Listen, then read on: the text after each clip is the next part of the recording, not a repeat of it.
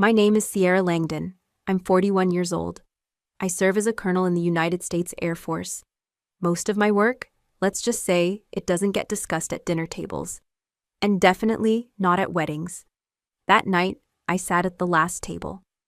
Table 19, tucked behind the champagne bar, right next to the restrooms. No name card, no seat assignment, no welcome hug. Just a folded napkin and a glass of water waiting, like even the staff hadn't expected me to show. The reception hall was something out of a bridal magazine, crystal chandeliers, a string quartet near the fountain, and a glowing ice sculpture in the shape of a swan.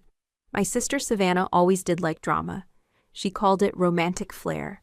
I called it exhausting. I hadn't seen her in 3 years. The invitation came in a glittery envelope that said, dress code, sparkle, or nothing. I wore my service dress uniform, not out of pride, not even out of protest, just because it still fit. And it still meant something, at least to me. I was refilling my glass when Savannah tapped the microphone.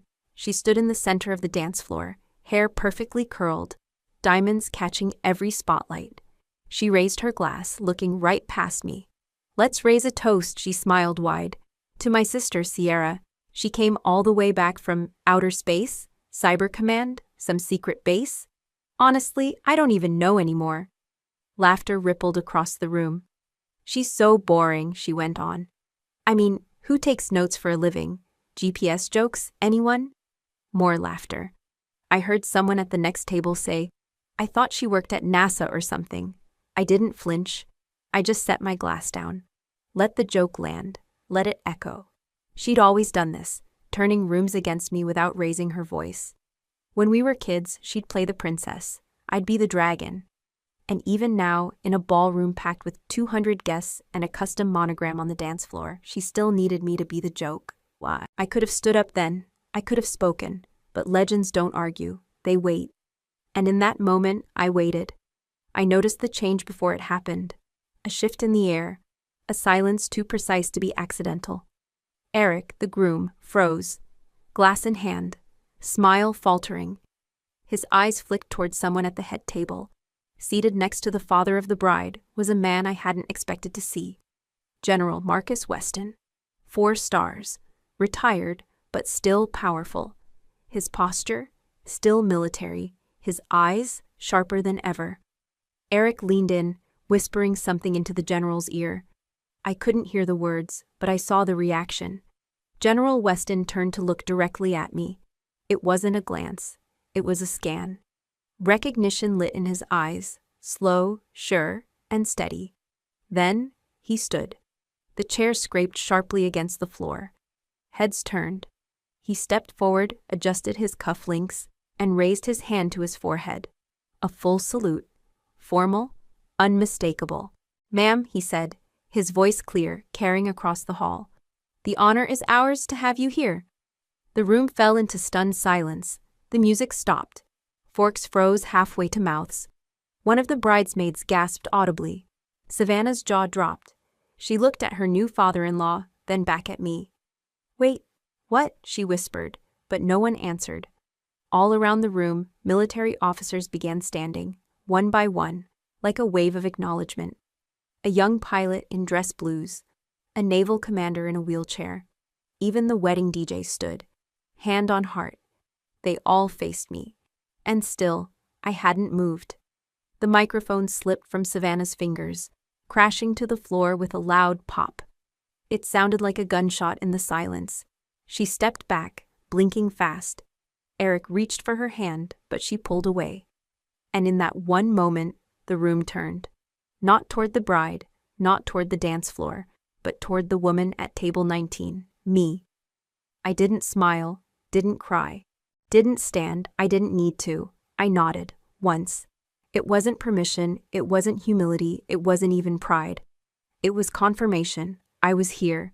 And for the first time in a long time, they finally saw me, not as Savannah's sister, not as the wedding's awkward relative, not as someone to mock, erase, or ignore. They saw me. Colonel Sierra Langdon. The woman they'd almost forgotten. The legend they could no longer deny. And I wasn't going anywhere. 4 years before the wedding, I was in line for my first star. Brigadier General. After 2 decades of classified operations, a dozen overseas deployments, and enough commendations to cover a hallway wall, the board finally saw fit to nominate me.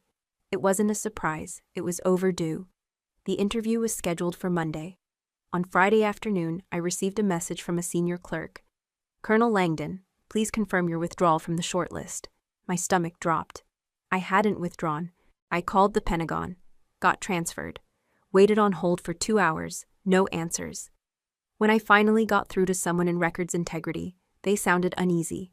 "Ma'am, a letter was submitted, anonymous, alleging falsified mission credit and exaggerated leadership roles. Due to the sensitive nature, your name has been paused from consideration." I didn't yell, didn't threaten, didn't even ask to see it. Because I knew exactly what had been said. I didn't need to read the letter to feel the knife. Still, it took another week to get a copy, unofficially, through a friend in admin who owed me a favor. One look at the wording, and my hands went cold. Colonel Langdon has a pattern of claiming credit where her actual involvement was limited. I saw firsthand how she overstated her role in Operation Granite Fall. She was barely more than a liaison officer. It was nonsense, but it was strategic nonsense. Granite Fall had been buried in layers of bureaucracy, hard to verify, harder to disprove. Most of the unit logs were redacted. But there was something else. Buried in the 3rd paragraph was a word that stopped me cold. Irregardless. Spelled just like that. I hadn't seen that word since high school, because no one used it, except Savannah. She used to throw it into debates just to sound more important. I remember a teacher correcting her once, and Savannah snapped back. "Well, it's in the dictionary now, so I'm not wrong." She'd use it every chance she got after that. Her own little rebellion against sounding average. I could still hear her voice, mocking. And just like that, a chill ran through me. It wasn't proof, not legally, but it was personal proof. Who else knew enough about Granite Fall to spin a lie? Who else would care enough to drag me down on the edge of my promotion? Someone jealous. Someone who didn't serve but always wanted the spotlight. Someone who saw my rise as her fall. It wasn't enough for Savannah to ignore my career. She had to erase it. The letter had no name, but it didn't need one. And just like that, everything stopped. My name vanished from the promotion list. No explanation, no rebuttal process, no hearing. Just silence. The kind of silence that sounds like punishment, that follows you like a shadow in every briefing room. That makes commanders flinch before assigning you to anything with too much visibility. It took me 2 years to crawl back into the central command track. By then, the damage was done. The star I'd earned had been handed to someone else. I never told anyone. Not because I was ashamed. Because I wasn't done. And Savannah? She thought she'd buried me with a single envelope, but all she did was delay the reckoning. And the wedding? That was just the dress rehearsal. Most people assume the Air Force ends at the edge of the sky. They have no idea that real operations start far above it. I served under the United States Space Operations Command. My division? Orbital Threat Response. A black cell nestled deep inside Cheyenne Mountain, 5 levels below the lowest tour access. We didn't wear flight suits. We wore silence, no windows, no phones, no sunlight, just screens. Maps that changed by the hour, and silence that hummed with the weight of the world.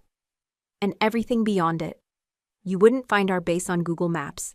You wouldn't even find the building we worked in. My name was stamped across reports marked in red ink, filed through special clearances. I coordinated live defense protocols between ground control and orbital intercept. That means when something unknown entered upper stratosphere, we knew it first, and we knew it last. My unit operated on predictive silence. We anticipated threats before they had shape. We tracked debris that could shatter satellites worth more than entire countries. We ran simulations of space warfare that the public wasn't even ready to imagine. I made decisions in seconds that never got discussed in press briefings, because they never reached Earth.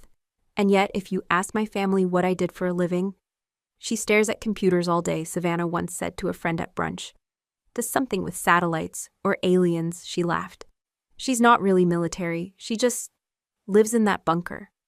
To them, I was the weird sister, the one who never wore makeup, who didn't squeal over bridal showers or share Pinterest boards, the one who could have been pretty if she smiled more. Savannah used to say I lived with machines, that I forgot how to be a woman, that real girls don't talk about orbital drift over dinner. They didn't understand that I wasn't trying to impress anyone. I didn't become a soldier to be liked. I didn't serve my country so I could be palatable. I learned how to launch a countermeasure while disassociating from physical pain. I learned how to stabilize a satellite relay system while my hands shook from sleep deprivation. I learned how to brief commanders twice my rank, without blinking, even when one of them once said, "Langdon, you'd be perfect if you were a man. They'd already put your face on a coin." That line stuck with me for years. I never told Savannah. She would have turned it into a joke. Or worse, used it in one of her wedding toasts. And that's the thing. You can live through re-entry turbulence. You can train for orbital collisions. But nothing prepares you for the slow erosion of being invisible to your own blood. Nothing prepares you for the moment you realize your family only claps for medals they understand. And mine? They didn't even ask what I did. They assumed I was lonely, broken, cold. They never knew I carried codes that could avert a global incident. Never knew I held secrets that presidents didn't get full access to. Never asked. I was orbiting. And to them, I was already gone. But I was still here, tracking, watching, waiting. Not for applause, but for the moment I'd no longer need it. The envelope shimmered like it belonged on a teenager's birthday card, not a wedding. Gold foil edges, tiny rhinestones on the flap, and God help me, a sticker that said, "Sparkle or nothing." It landed in my mailbox on a Thursday, wedged between a declassified satellite failure brief and a notice from base security. I almost threw it out with the junk mail. Almost. Then I saw the names, Savannah Grace Langdon and Eric Weston. I froze.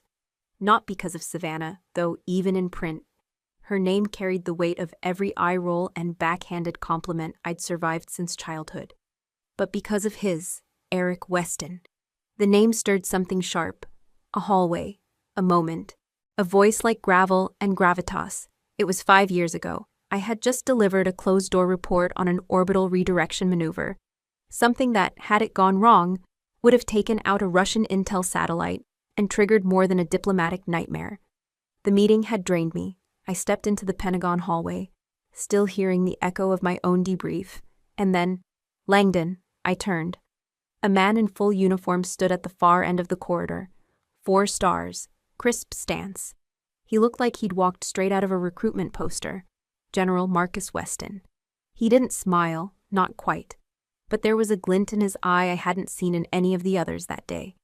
He walked over slowly, glanced at my nameplate, then said, "If you were a man, they'd already put your face on a coin." Just like that. No introduction, no small talk. Just truth, dropped like a pin on marble floors. I'd nodded. Not because I agreed, but because I understood what he meant. He wasn't praising me, he was indicting the system. And now, his son was marrying my sister. I stared at the glittering card. Savannah had chosen a venue that sounded like a skincare brand, Lumet Estate. She requested cocktail attire with pops of personality.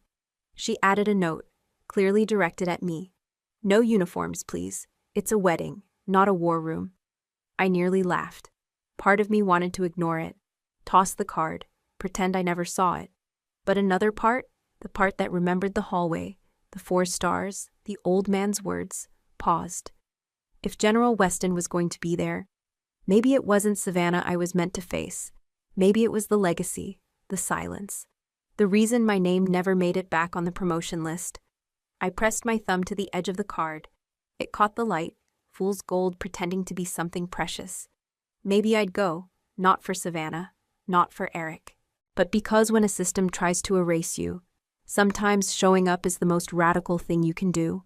My name is Colonel Sierra Langdon, 41 years old. I've worn this uniform for 2 decades. I've worked in bunkers that don't exist on maps. I've issued commands that redirected objects traveling 17,000 miles per hour. I've stood in rooms where silence is more lethal than any bullet. But on the night I flew home for my sister's wedding, I felt still. Not weak, not uncertain, just still, like the air before a storm, waiting. I booked the latest flight out of DC, the kind that boards after most terminals have emptied and cleaning crews are already scrubbing gum off armrests. It was easier that way. No small talk, no send-offs. No one to ask why I looked like I was going into battle with nothing but a carry-on. I wore my dress blues, colonel's stripes, silver insignia, hair pinned tight. No ribbons, no medals. I wasn't trying to make a statement. I just didn't need decoration to prove what I'd done. Not anymore. The cab ride to Reagan was quiet. The driver asked if I was traveling for business. I said family. He didn't press. I moved through the terminal unnoticed, blending in like furniture. That's the strange blessing of airports. People only really see themselves, where they're going, what they're escaping, not who's next to them. At security, I stepped into the line marked military priority. The TSA officer glanced at my uniform, gave a nod, and waved me forward without a word. Efficient, cold, familiar. I slipped off my shoes, removed my belt, watched the tray slide into the scanner like a ritual I'd done 1,000 times. Then, just as I stepped through the body scanner, I heard a voice behind me. "Ma'am." I turned. A young Air Force lieutenant stood at parade rest near the edge of the screening area. Early 20s, clean shave, nervous eyes. He didn't speak again, but he saluted, not loud, not dramatic, just a crisp motion of respect, one that could have easily gone unnoticed by every traveler around us. I returned it, briefly, silently, no smile, just the acknowledgement of what passed between us, not rank, not ceremony, but understanding. He had recognized me. He didn't say how. Maybe it was a briefing, a photo in an obscure article, or just whispers.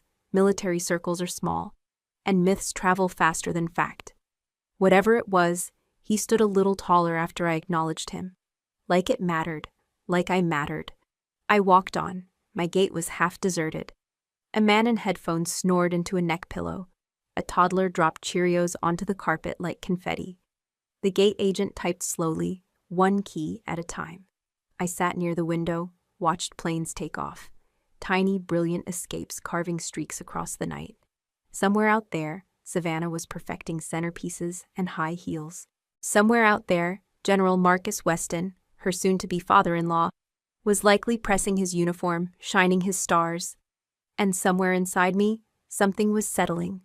I wasn't angry, I wasn't resentful, but I wasn't numb anymore, either. I'd been pulled from a promotion list without explanation, branded difficult, intense, unsmiling, left off family calls, forgotten in photo albums. But here I was, on a one-way ticket back into the lion's den. Not for revenge, for truth, for silence to be broken. My flight boarded without ceremony. I took my seat by the window, the hum of engines beneath me, the weight of metal and memory pressing down. As the plane lifted, I watched the city shrink. Pentagon lights faded, runways blurred. I didn't look back. I didn't need to. I wasn't who I used to be.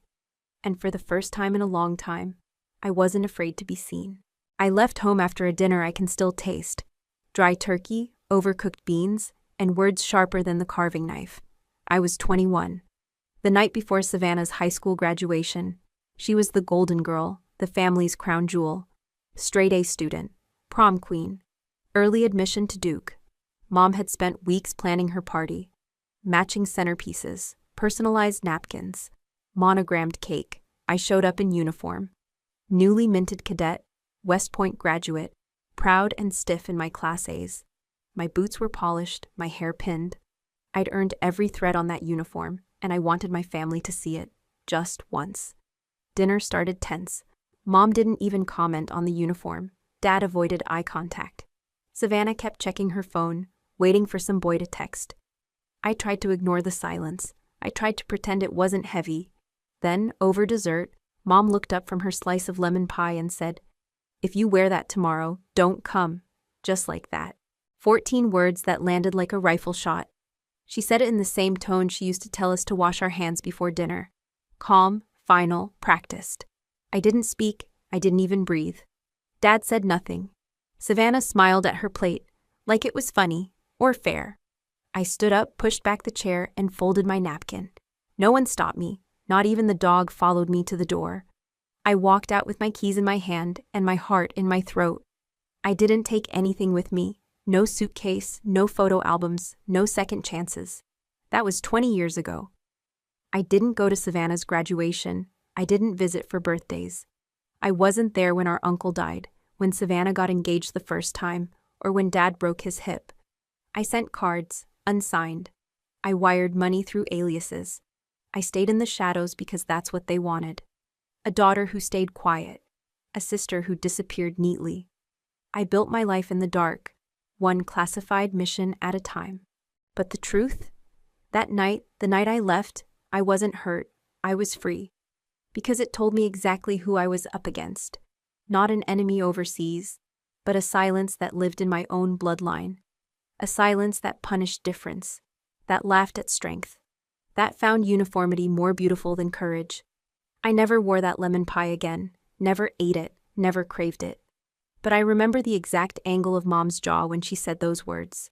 If you wear that tomorrow, don't come. I wore it anyway, and I never went back. Until now. The first thing that hit me was the scent. Roses and jasmine, thick enough to drown in. The second was the silence behind the perfection. I stepped into the resort ballroom and paused at the entrance, taking in the spectacle. Crystal chandeliers hung like constellations. Floor-to-ceiling walls were veiled in draped silk and cascading flowers. Orchids, hydrangeas, pale pink peonies. The kind of wedding Savannah had always dreamed of. The kind that came with a hashtag and a drone photographer. Every detail shimmered. Even the champagne flutes had custom etching. Her initials with Eric's twined like ivy. I scanned the mirrored seating chart, names scripted in gold on a panel of tempered glass, backlit like a gallery. Row after row. Friends, distant relatives, college roommates, not me. There was no Langdon listed, no Sierra, not even a vague +1. There was no table number for me, no placeholder card, no folded napkin waiting. I didn't flinch, I didn't sigh. I'd packed a protein bar in my clutch, just in case. A server passed with a tray of flutes.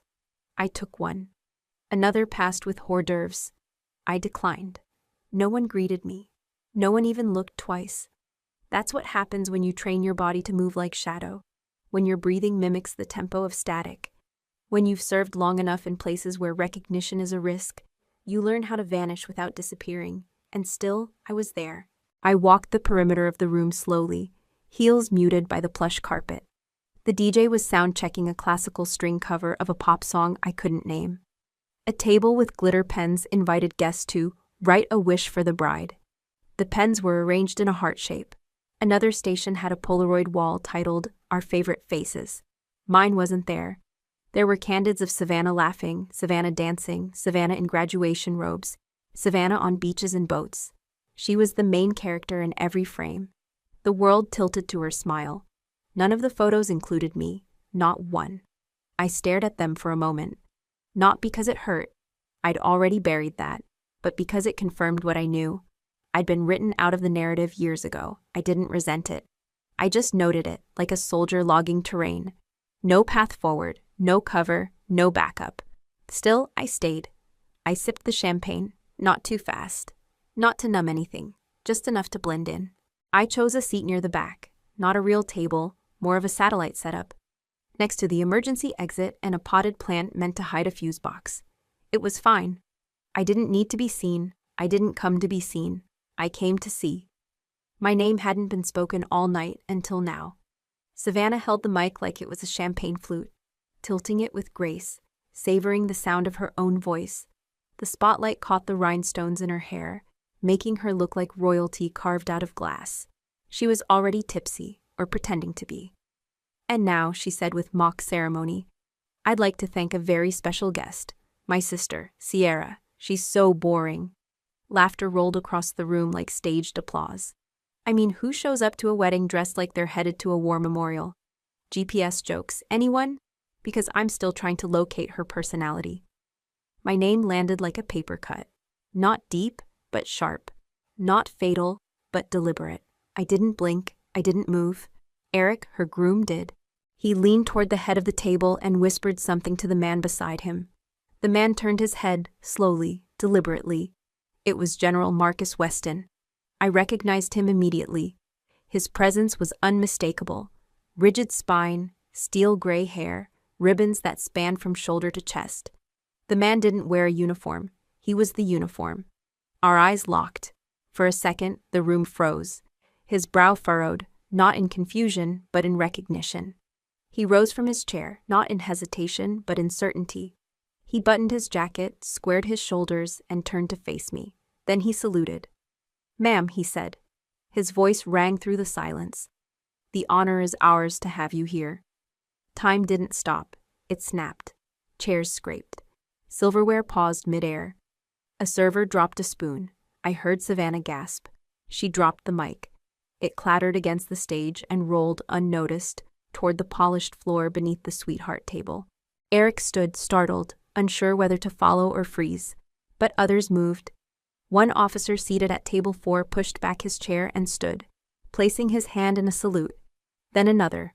A woman in mess dress at the far side of the room rose quietly and did the same. A third, a fourth. One by one, they stood. Air Force, Navy, Army. Even a Marine with a silver bar on his shoulder. Not in sync, not choreographed, but unified. A silent current swept the room. Not one of spectacle, but of respect. Of recognition, of something too deeply ingrained to fake. They saluted not just me, but what I stood for. Years of command. Deployments no one tracked. Missions that didn't make the news. Papers signed in rooms without windows. Nights spent staring at orbital maps instead of ceilings. I hadn't asked for it. Hadn't even hinted at it. But they knew.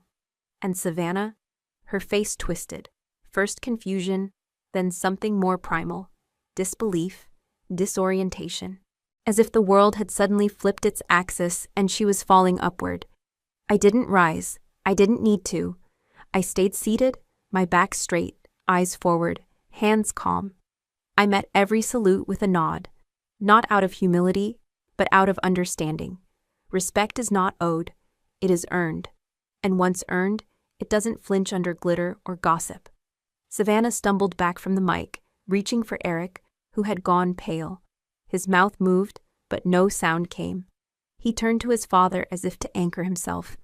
But the general remained standing, gaze fixed on me like I was the only true landmark in the room. The music had stopped. The spotlight, by some accident of timing or fate, shifted and bathed me in soft gold. I didn't flinch. This wasn't about revenge. This wasn't about show. It was a reckoning. And in that moment, no one cared about seating charts, family feuds, or monogrammed wedding favors. They saw me, not Sierra, the sister, not the outcast, not the cautionary tale, but the soldier, the leader, the one who didn't need a mic to be heard. I raised my glass, not to toast, but to acknowledge. Let them remember this. Let them tell stories of the night a general stood. Savannah took a step back. Her face, just moments ago glowing with smug delight, drained to ash. Her lips parted, but no sound came.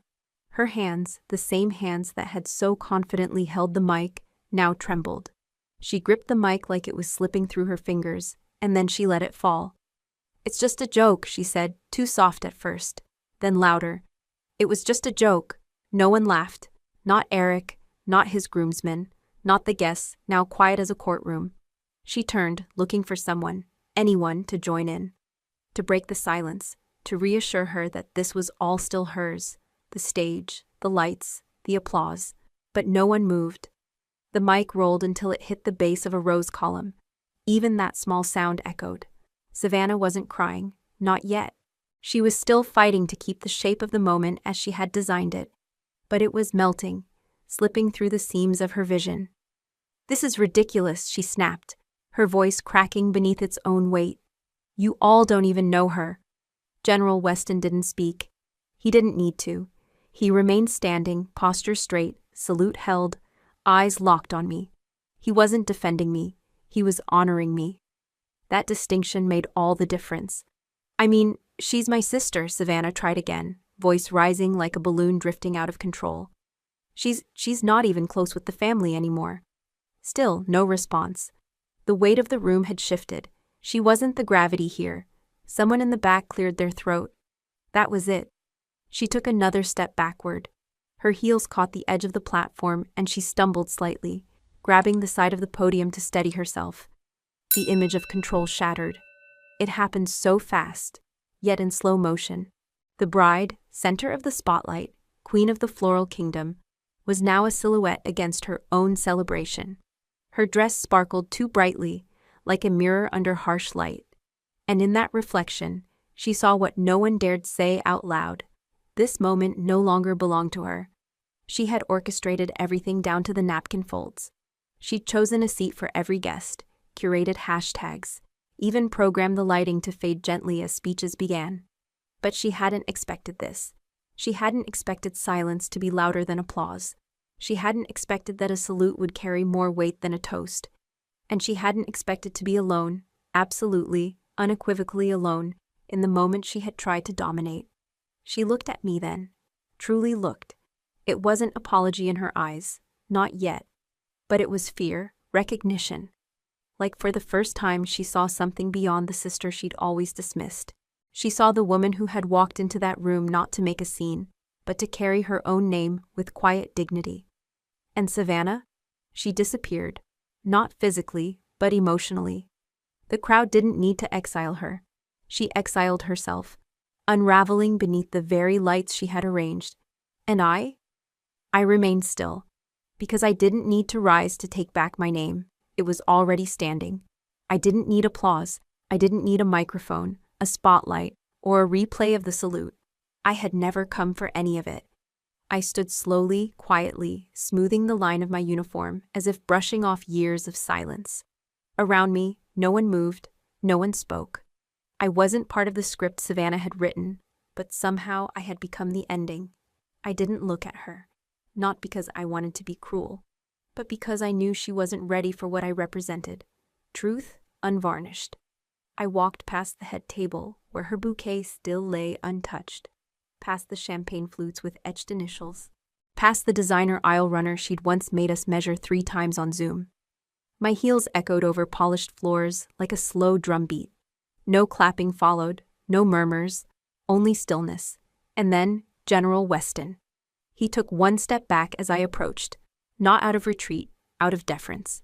"Ma'am," he said again, this time quieter. Not for the room, just for me. I nodded once. My voice stayed in my chest. I had nothing more to prove. I passed him and kept going, eyes forward, posture straight. The doors at the back of the ballroom came into view. Heavy mahogany, gleaming gold handles. A young enlisted man in dress blues, maybe part of the groom's unit, reached to open them, but I lifted a hand. I opened them myself, because walking through them was mine to do.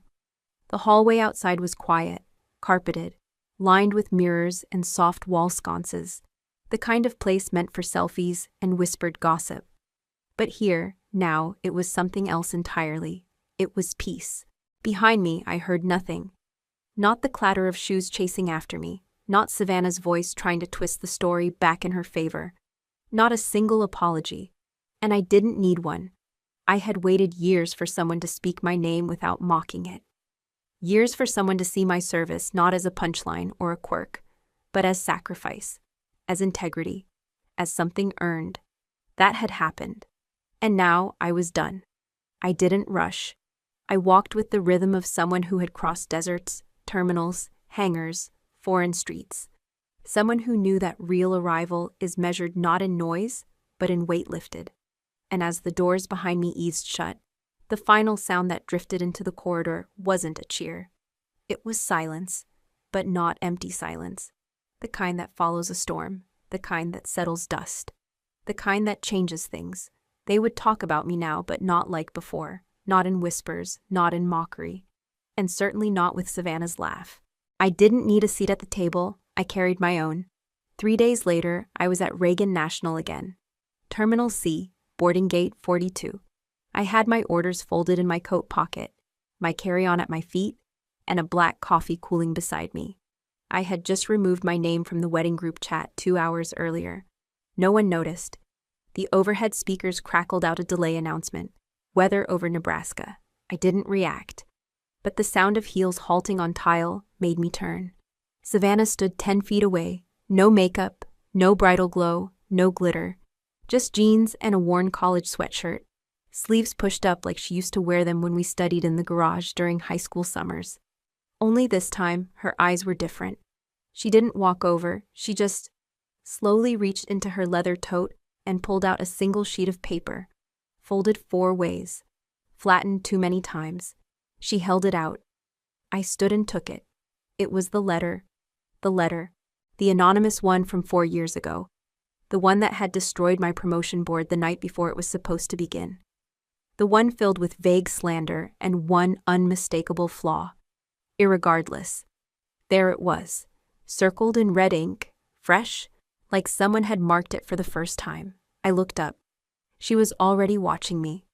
"You always corrected me on that," she said quietly, "even in middle school essays." I didn't answer. I waited. She looked down for a second, bit her bottom lip, then met my eyes again. Not with fake tears, not with pride. Just something bare.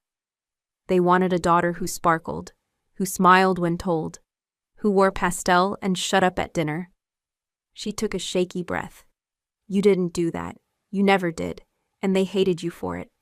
Her voice cracked, not loudly, but enough. "I just wanted them to love me, so I let them pick me. I let them decide which one of us deserved to be seen."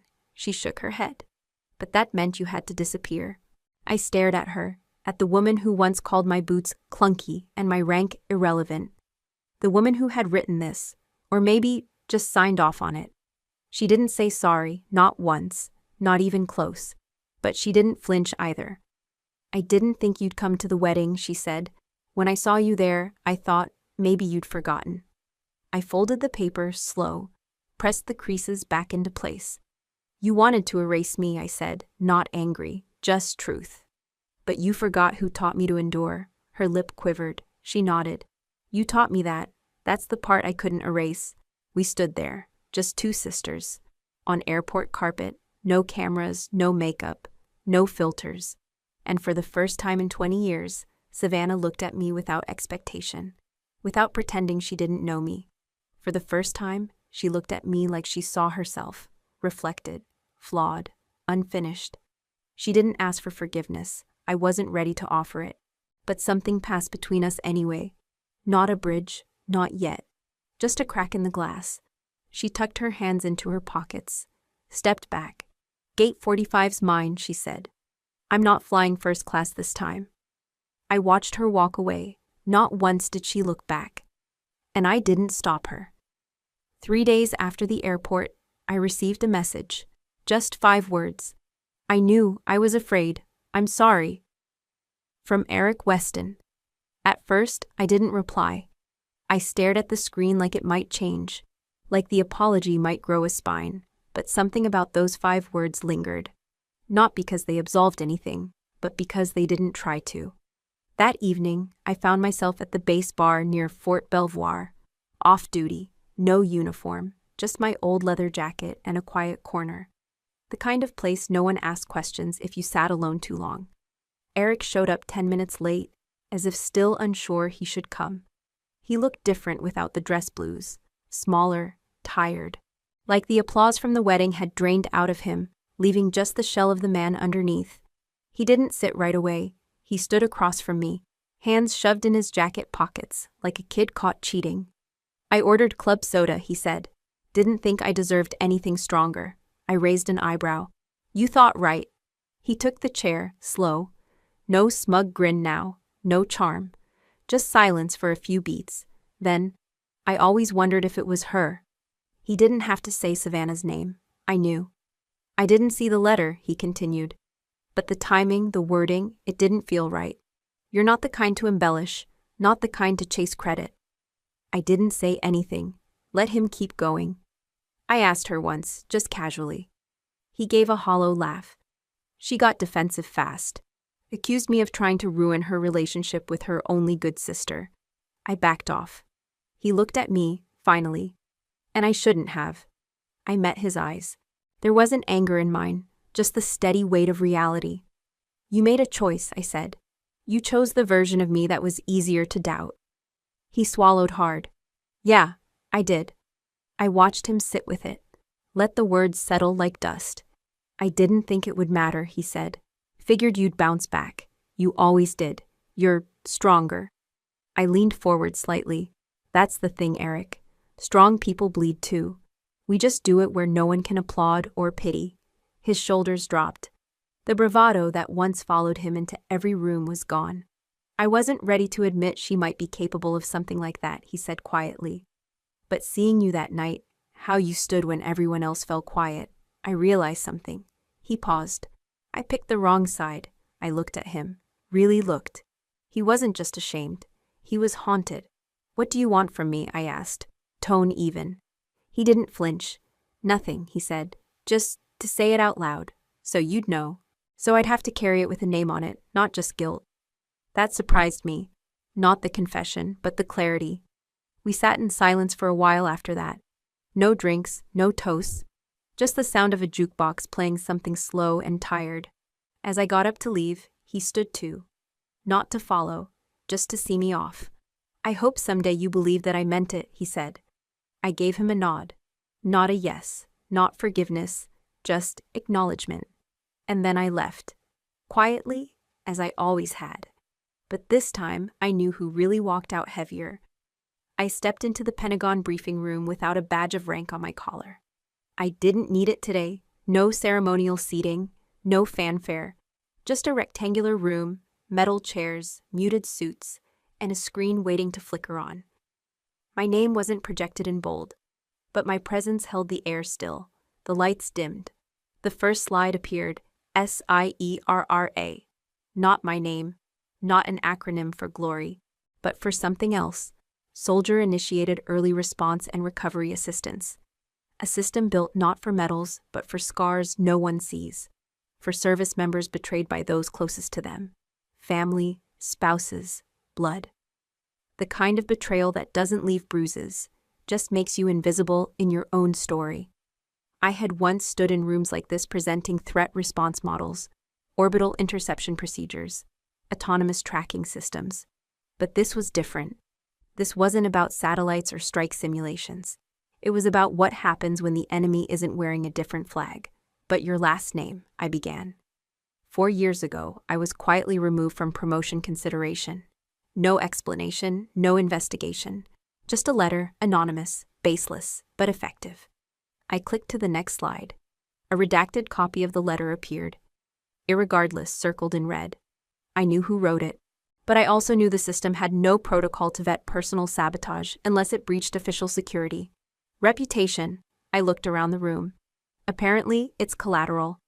I moved through the next phase of the presentation, the concept, the structure, the protocols. SIERRA would function like an internal net, a confidential reporting system integrated with counseling, legal consultation, and operational review, not to punish blindly, but to protect quietly. Not every threat wears a uniform, I said, and not every war happens overseas. Someone from the Joint Personnel Office asked, and who determines credibility? I nodded. Trained reviewers with field experience and psychological vetting backgrounds. It's not about chasing ghosts. It's about catching patterns. Another voice. Why now? I met their gaze. Because some of us have spent decades cleaning wounds we were told not to name. The room quieted. Not in opposition, but recognition. I clicked to the final slide. A rotating globe, with data points lit across every major base, representing the number of service members who had, over the past 5 years, requested transfers, resigned early, or declined advancement citing family stressors. The numbers were staggering. This isn't just my story, I said, voice calm.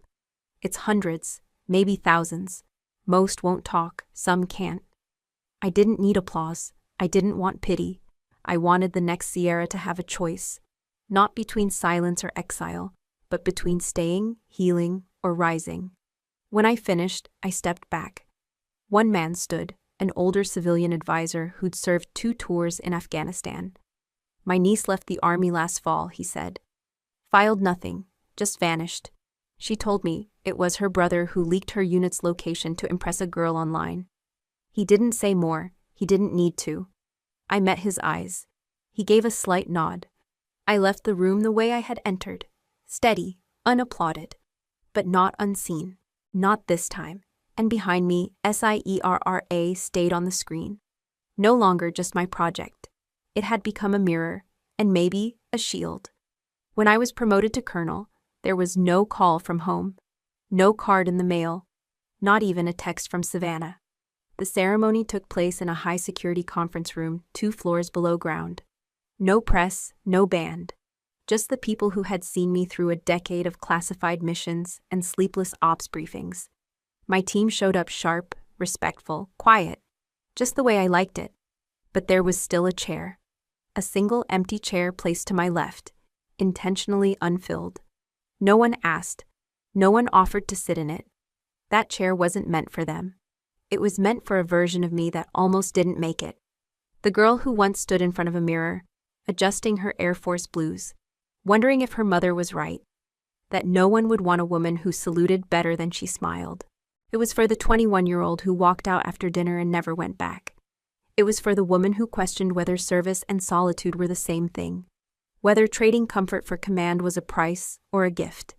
That chair was for her, for me. There was a moment just before the pinning when the room stood still. The officiating general recited the promotion order. I heard the words, "Extraordinary service, leadership beyond expectation, in recognition of valor." Words that could have been stitched on any ceremony, any officer. But I knew they weren't hollow, because I remembered the missions where I had to choose between 2 impossible outcomes. The colleagues I had lost to silence. The nights I rewrote contingency plans while others slept. The way I built systems designed to protect people who'd never know my name. I remembered the cost. When the insignia was pinned to my collar, I didn't look out to the room. I looked left, at the chair. It didn't need to be filled. Its presence was enough. Afterward, while others chatted over cake and duty rosters, I lingered behind. One of my junior officers, Lieutenant Mahoney, approached me. "Ma'am," he said gently, "I noticed the chair. Was someone supposed to come?" I smiled. Not a bitter smile, not sad, just quiet. "She did," I said. "She just didn't know it yet." He didn't ask anything more, just nodded and walked out, his boots respectful against the tile. That chair stayed behind when I left. Not because I forgot it, but because it didn't belong to just me anymore. It became a symbol I left in every room I led from that day on. A space held open, not for someone else's approval, but for every soldier who ever doubted their worth, because the world didn't clap loud enough when they arrived. We deserve better than that. And sometimes, we have to be the ones who save a seat for the version of ourselves that nearly gave up. To remind her, you made it. And you're not invisible anymore. Savannah was 10 when she skinned her knee on the sidewalk outside our house. She had been trying to follow me on my bike. Mine was bigger, faster, and I didn't wait. She caught the curb wrong and went down hard. By the time I turned around, her palms were scraped, and her lip trembled. But she didn't cry, at least not until I knelt beside her and said, "You're okay." Then the tears came. We had no proper first aid kit, just the junk drawer in the kitchen. So I cleaned her knee with tap water and a cotton pad, then wrapped it in duct tape. It wasn't graceful, but it held. And she looked at me like I had just performed a miracle. That same night, Mom scolded her for using my brush, said Savannah should stop copying me. Savannah didn't say anything at the time, but later, in the dark of our shared room, I heard her whisper, "I don't want to be your shadow." I didn't answer, not because I didn't care, but because I didn't know how. Back then, I thought love meant protecting someone at all costs. And sometimes that meant being the strong one, the fast one, the one who rode ahead without looking back. But what it looked like to her was that I never made space. The truth is, Savannah didn't want to be me. She wanted to be seen, like me. And over time, when my name started showing up in local papers for JROTC achievements, when I got that congressional nomination for the Academy, when I saluted in front of cameras, something inside her curled away. She wanted her own spotlight, not to share mine, not to walk behind me. So when she realized the only way to shine in this family was to erase the one person blocking her son, she tried. She didn't do it with cruelty, she did it with precision, erasing me from pictures, from guest lists, from memories that were half hers. It wasn't a sudden betrayal. It was slow, calculated. Almost understandable. Almost. Because I get it now. I understand what it's like to want to be known not as someone's sister, someone's shadow, but as yourself. To want a name that doesn't come second. But understanding isn't the same as forgiving. Because she didn't just step into her own light. She tried to extinguish mine. That day at the Pentagon, when her name showed up in the complaint that nearly ended my career, she wasn't protecting herself. She was silencing me. I wish I could say I'm angry. That would be easier. But the truth? I'm tired. Tired of trying to hold love and grief in the same hand. Tired of hoping that one day she'll look at me and remember the girl who knelt in the dirt and wrapped her wounds with duct tape and the best intentions. But maybe she will. Maybe not today. Maybe not ever. But I'll remember it for both of us. My mother once called me the destroyer of the family image. Not to my face, not directly. But it was in the way her voice thinned when someone asked what I did. The way she pivoted conversations away from me at holidays. The way she displayed Savannah's prom portrait on the mantle, but left my commissioning photo buried in a drawer. It wasn't always like that. When I was small, she used to press her cool hand to my forehead when I had nightmares. She made me grilled cheese sandwiches cut diagonally, with the crust trimmed, just how I liked. There was love once, a mother's love, but it had a shape, one I had to fit into. That shape didn't wear combat boots or speak in briefings. It didn't ask hard questions or challenge silence. That shape wore pastels, crossed its legs at the ankle, and smiled politely even when it was breaking inside. When I chose the military, I broke the mold. She didn't yell, she froze. And for years, the space between us was cold and polite and hollow. Her silence said everything. She told Savannah she could have done anything, but she chose to disappear behind a uniform. No one ever asked me if the uniform helped me survive. And the day I left, after that dinner when I wore my service dress despite her warning, she didn't stop me. She just cleared the dishes and said, "Don't come back if you can't respect how this family looks." So I didn't. Not for holidays, not for graduations, not even when Dad got sick. And in that distance, I built my own identity. One not tethered to her expectations or the roles she handed out like place cards. But things shift. After the wedding, after the salute, after the silence that spread wider than anything I could have planned, she called me. Her voice cracked when she said, "I saw you, on the news. They stood for you." Then quieter, "You're my daughter." And I said nothing. Because by then, I didn't need her permission to belong to myself. Later, we met at the garden where she used to take us as kids. She brought chamomile tea in a flask and sugar cookies in a paper napkin. She looked smaller than I remembered, and older. Not just in years, but in surrender. She didn't say, "I'm sorry," not directly, but she reached across the table and placed her hand over mine. It trembled. "I should have stood up," she whispered. And for the first time, her tears weren't about disappointment. They were about time, lost time. The years she froze herself in a role she thought protected the family, when all it did was fracture it. Now she calls me my oldest. But I don't need that phrase anymore. I don't need to be firstborn or best or back in the frame. I just need the truth to be seen. And when my mother finally cried, not for Savannah, not for appearances, but for me, I saw that maybe, just maybe, healing doesn't always come with apologies. Sometimes it starts with tears. I stood behind the podium at the National Defense Symposium. The seal of the United States Air Force gleamed beside me, projected onto a giant screen. Rows of uniforms, suits, cameras, and quiet expectations stretched in front of me. I adjusted the mic. My notes sat folded in my hand. But I didn't read from them. My voice didn't shake. I had learned how to speak when my body wanted to disappear. "My name is Colonel Sierra Langdon," I began. "I've spent more than 2 decades in uniform. I've flown into conflict zones. I've briefed 4-star generals. I've buried people I served beside. I've made calls that saved lives, and some that didn't." There was no reaction yet, just breathing, just waiting. I tell you this not for admiration, but for context, because despite all that, there was a time I wasn't seen, not by the enemy, not by a system, but by my own family. A flicker moved across the room. I was erased from holiday photos, left off invitations. My service was called an embarrassment, my presence at a graduation a threat. I let the silence stretch. I was written out of my family's narrative, not because I failed, but because I didn't fit the version of success they had rehearsed. No shifting in seats, no side murmurs, just listening, focused. I tell you this here, at a place where stories shape policy and recognition becomes legacy, because we cannot build a future that values all who serve if we still quietly permit the erasure of those who break the mold. I paused, scanning the front rows, military spouses, junior officers, senior command, young cadets, civilian leaders. 4 years ago, I was the subject of an anonymous complaint, a fabricated one. Someone tried to discredit me not with facts, but with words like difficult, uncooperative, and divisive. More than a few heads tilted slightly. Everyone in this room knew those were dog whistles. That letter was never proven, because it couldn't be, but it did what it was meant to do. It isolated me, quieted me.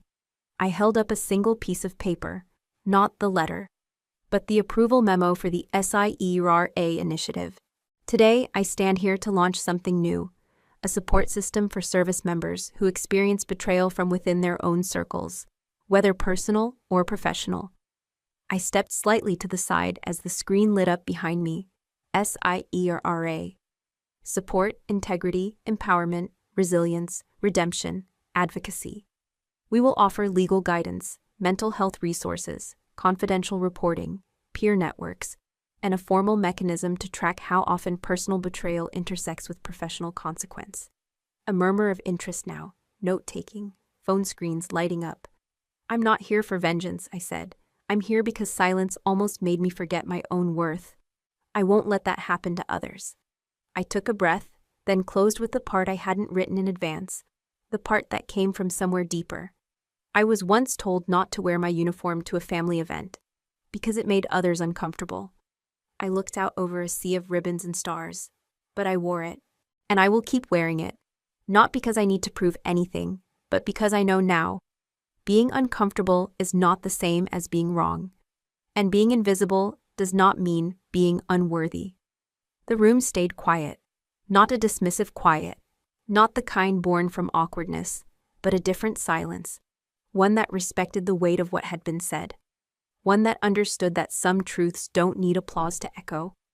I stepped down from the stage as someone began to clap, just one person at first, then another, then the room rose, not with thunder, but with clarity.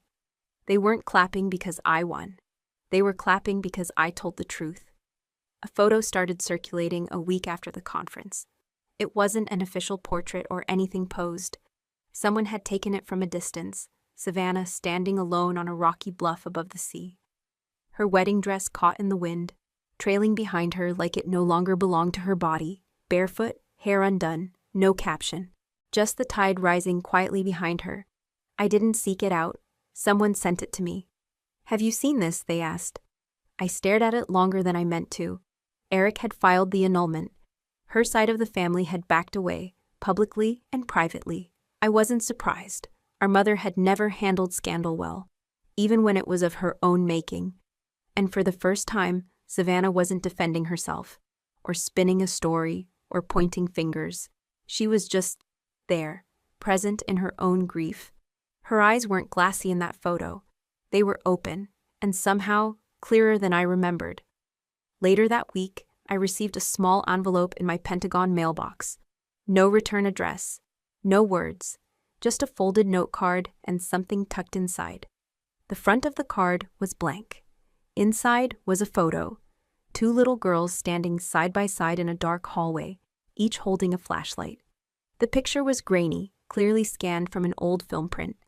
But I remembered it instantly. That was us. We had gone exploring during a power outage when we were 8 and 10. Our dad had warned us to stay out of the attic, but Savannah insisted. I followed because I always did. We had taken turns leading, flashlights in hand, until we found the box of old books Mom used to read aloud. We sat on the floor, legs crossed, whispering stories to each other in the half-light. For a few hours, we weren't rivals or roles. Just kids who believed there was something magical waiting in forgotten corners. I held the photo in my hands for a long time. No apology, no explanation, just that image. And for the first time, I didn't need words. Savannah had begun therapy. Someone told me she was attending weekly group sessions in Norfolk. She had moved out of the condo she once shared with Eric and was living alone now, in a quiet apartment near the coast.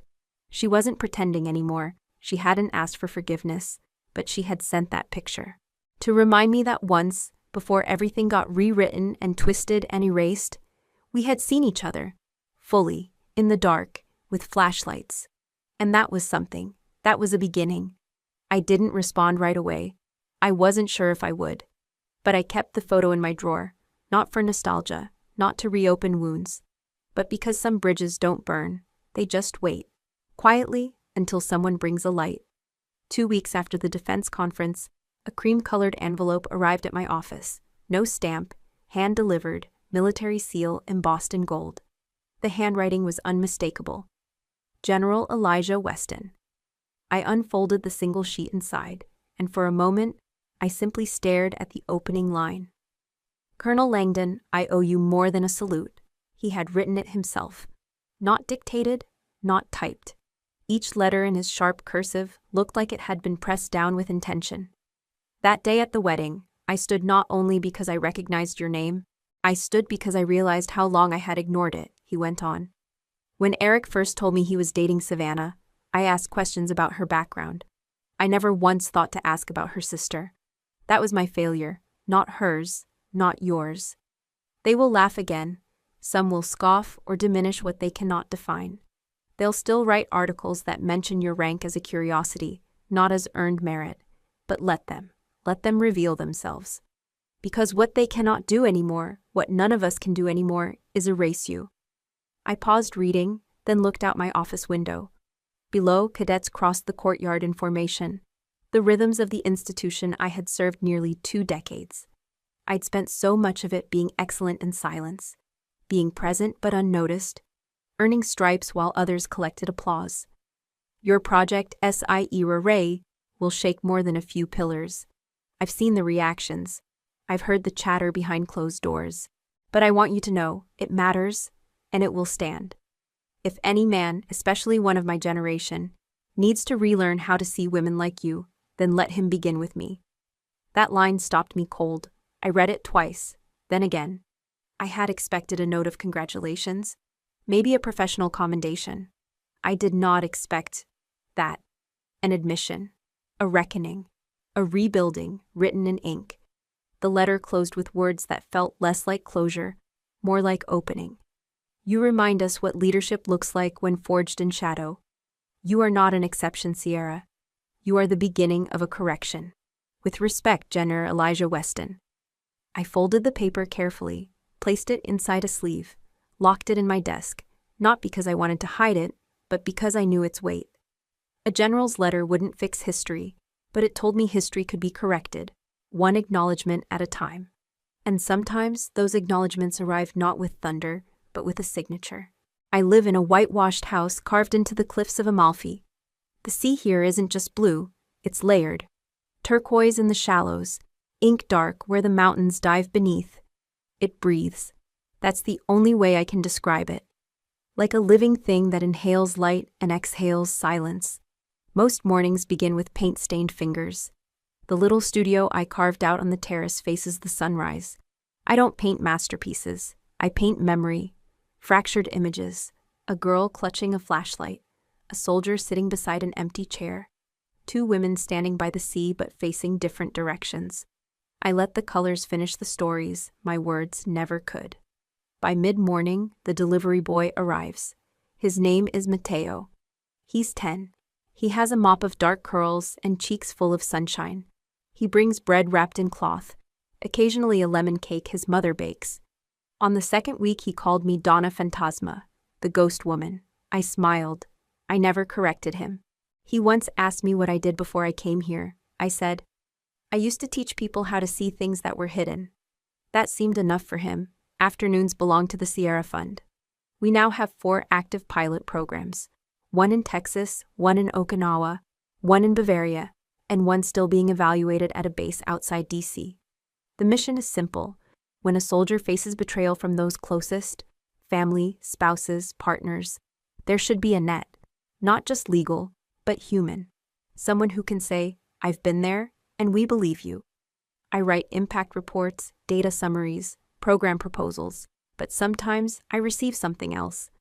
A note from a woman who lost custody of her children after exposing fraud in her husband's chain of command. A former pilot who had his credentials destroyed by a brother-in-law who sat on the review board. Their stories are different, but I know the quiet rage behind their words. I know how it feels to be erased without a single scar on your body. The military is no longer on my calendar, but it's still in my veins. I feel it in the way I fold my napkins, in the way I double-check the lock on the balcony door, in the way my eyes sweep a crowd before I walk through it. I don't miss the medals. I miss the clarity. That exact moment when you act, not out of pride, but out of purpose.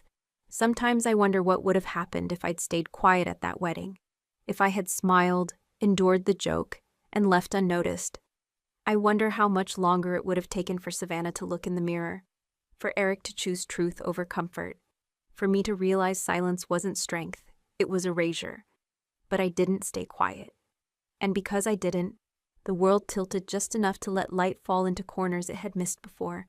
A few evenings ago, I painted a scene from memory.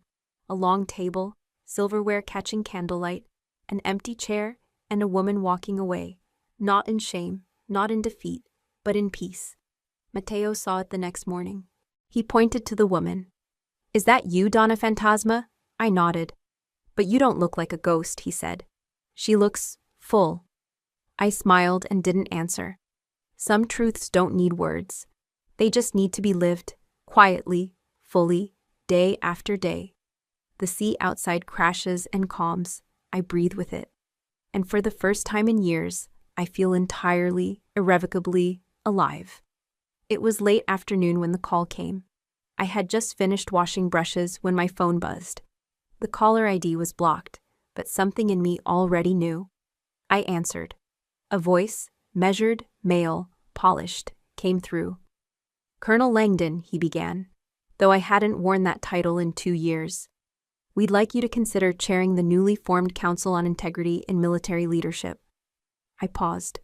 The Mediterranean wind curled in through the open shutters, warm and salted. Below, a fishing boat traced the coast like a thread. "I see," I said, carefully. He continued. "Your history, your vision for institutional reform, your leadership. You're the reason this council exists, ma'am. We believe you're the one to lead it." My hand rested on the windowsill. The sun was beginning its descent, casting long gold on the tiled floor. I thought of all the years I had spent inside structures made of rank and regulation. I thought of how long I had measured my worth by evaluations, ribbons, and assignments that asked for excellence, but rarely saw the woman behind it. For a moment, I imagined saying yes. I could already see the press release, the panel meetings, the polished statements, the quiet resistance from those who would say they respected me, but resented my presence. I could do it. I had the skills, the will, the scars. But then I saw Mateo's drawing from earlier that morning, still drying on the table. 2 figures holding flashlights, shining into a dark cave. One of them had wings. "I'm honored," I finally said, "truly, but no." A pause. "No," he echoed. "No," I said again, this time without hesitation. "I believe in the mission. I'll advise, if needed. I'll send names, brilliant names, but I won't lead it. May I ask why?" "You just did," I replied gently, "and the answer is simple. It's time for someone else. Someone who hasn't already bled for the table they now sit at." I could feel his confusion through the silence, but also, perhaps, his respect. "I see. Thank you for your candor, ma'am." "Take care of the council," I said, "and don't forget who it's meant to protect." He hung up with a formal farewell. I placed the phone down. Outside, the bells from the monastery chimed 6 times. A woman below watered her herbs. Mateo waved at me from across the alley, his backpack bouncing. I waved back. Some would say I turned my back on power, but they'd be wrong. I chose freedom, not to abandon responsibility, but to reclaim something I had long forgotten I was allowed to want. A life that wasn't built solely from what I could endure. I earned that life, and for once, I chose it. Not because someone needed me, but because I needed me. I don't need anyone's apology, not anymore. I don't need the family who erased me to call me brave. I don't need strangers to whisper my name like I was a myth. I don't even need the medals to mean more than the silence I once endured. All I ask is this: don't teach another child they have to disappear someone else in order to be seen. Don't raise daughters to believe there's only one spotlight. And don't raise sons to think silence makes them safe. I lived too long chasing approval that never came. I wore uniforms like armor, not just against bullets, but against shame, against invisibility. For a while, it worked. I became everything they said I couldn't. And still, I came home to silence. But I've stopped asking for a seat at the table. I built my own. Now I live, not to be remembered, but to remember others. To the quiet ones in the back row. To those told they were too much or not enough. To anyone who has ever been muted in their own story, I see you, and more importantly, you are still here. That matters. That always mattered. I'm not living to be a legend anymore. I'm living to remind the erased that we're not gone. We're just getting started. Before we say goodbye, I'd love to know, where are you watching from? Is it a quiet morning with a warm cup of coffee? Or a late night where stories like this keep you company? Let me know in the comments. I read everyone with gratitude. And if this story touched your heart, please consider subscribing to the channel, not just to hear more stories like this, but to be part of a community that still believes in kindness, healing, and second chances. Thank you for spending your time with us today. Wherever you are, I hope you carry this story with you, and remember, sometimes the miracle doesn't knock on your door. It waits quietly until you're ready to open your heart. Take care, and I'll see you in the next story.